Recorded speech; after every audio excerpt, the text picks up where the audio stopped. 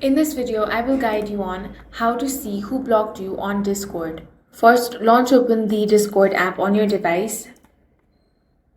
Now, the first way to tell if someone has blocked you on Discord is to check their online status. If someone has blocked you, their status may always appear as offline even if they're actually online. However, keep in mind that users can also set themselves to invisible, so this alone isn't the proof. Next, try reacting to one of their messages in the server you both share.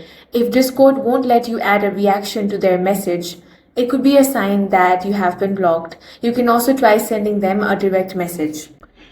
Try sending them a direct message, and if that fails to be sent or you receive an error, it may indicate that you have been blocked. This can happen if their privacy settings prevent direct messages.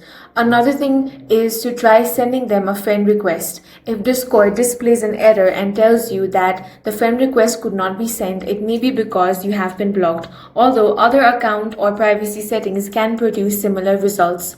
One additional check is to create a group direct message and try adding that person. If you cannot find or add them while you can add others, it may be another indication that they have blocked you.